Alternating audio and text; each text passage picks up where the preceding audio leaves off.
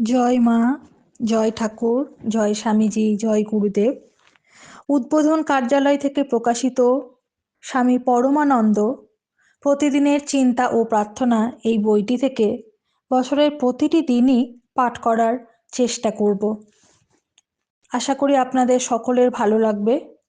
দিব্যত্রয়ীর কৃপা শান্তি, কৃপা পরশ, প্রেমাস্পর্শ, তাদের ভাব আমাদের সকলের মধ্যে ছড়িয়ে পড়ুক, এই প্রার্থনা নিয়ে আমরা শুরু করছি আজ থেকে প্রতিদিনের চিন্তা ও প্রার্থনা স্বামী পরমানন্দ এই বইটির জানুয়ারি মাসের 1 জানুয়ারি থেকে পাঠ শুরু হচ্ছে। সকলকে সাথে থাকার জন্য অনেক অনেক ধন্যবাদ। যদি আপনাদের এই পাঠ ভালো লাগে অবশ্যই আমাদের চ্যানেলটিকে সাবস্ক্রাইব করবেন এবং অন্যান্য সকলের সঙ্গে শেয়ার করবেন। অনেক অনেক অনেক ধন্যবাদ। সকলে ভালো থাকুন, সুস্থ থাকুন। জয় ঠাকুর। ঠাকুর, মা এবং স্বামীজির কৃপায় ফেব্রুয়ারি মাসের পাঠ খুব সুন্দরভাবে সম্পন্ন হয়েছে। হ্যারো জীবনের এই সুমিষ্ট স্তবক উদ্ঘাটিত করিতেছে সে সৌন্দর্য। সৃজিত হয় না যাহা মৃত্যু ধর্মা হস্তের ছোঁয়ায়।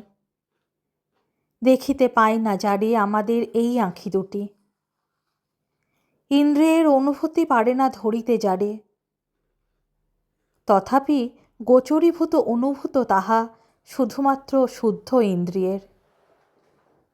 হে পুত পরমা শুদ্ধি, স্বর্গের আলোক, পূর্ণ কর জীবন আমার স্বর্গীয় সে দীপ্তিতে তোমার।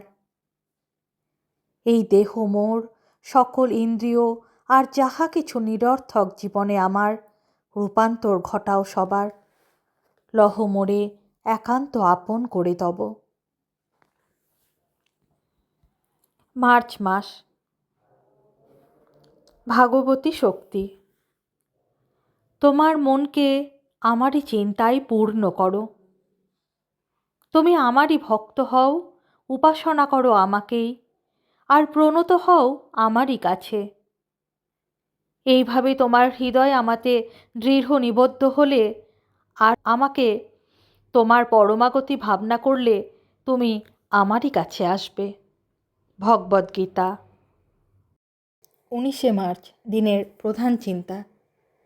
যাহারা জ্ঞানী তাহারা ত্যাগের মধ্য দিয়াই শান্তি লাভ করে। মুখস্থ করা যায়। পারি না কহিতে আমি আর কোনো কথা, শুনিলাম যবে তব একতা নখণ্ড সঙ্গীত। অন্য সব ধ্বনি যেন হইল বেসুরো কর্কশ। তব মৃদুস্বর ছিল যে ভরিয়া এই পৃথিবীর অশ্লীল কোলাহল মাঝে। কিন্তু আজ মোর কর্ণ যেন হইয়া বধির, শোনে শুধু সে কেবল তোমারই কণ্ঠস্বর। উপদেশ। জ্ঞানের আলোই আমাদের শিখাইয়া দেয় কি করিয়া স্বার্থ বিমুক্ত হইব।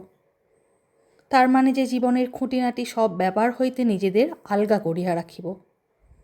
ইহাই যথার্থ ত্যাগ। ভগবানের সঙ্গে যে আমরা সংযুক্ত ইহা যেন কখনো না ভুলি। আমরা সকলেই এমন জিনিস চাই যাহা আমাদের জীবনে বিশেষ পূর্ণতা আনিয়া দিবে। কিন্তু তাহার অর্থ এই নয় যে আমরা জিনিসপত্র সংগ্রহ করিয়া জমাইয়া রাখিব। যিনি জ্ঞানী তাহার প্রার্থনা এই, হে প্রভু, আমার জীবনকে আরও সুন্দর করো, আরও সফলতা দান করো, এ জীবন আরও কল্যাণপ্রসূ হোক।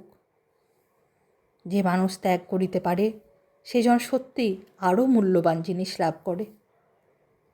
প্রার্থনা। হে প্রভু, সর্বমঙ্গলদাতা, আমার হৃদয়, মন এবং সমস্ত সত্তাকে তোমার উন্নত দানের দিকে খুলিয়া দাও। তুমিই একমাত্র যাহা এই জীবনকে পূর্ণ করিবে এবং যাহা লাভ করিবার আমার প্রয়োজন তাহা দান করিতে পারো। তুমিই যে সকল সৌন্দর্য ও পূর্ণভাবের মূর্ত প্রতীক। তুমিই আদি, তুমিই অন্ত, যাহা সব আছে সে সকলই তুমি। তোমার দিব্য জীবনের মধ্যেই যেন আমার সত্তা স্থির হইয়া থাকে। ওম শ্রীরামকৃষ্ণার্পণমস্তু।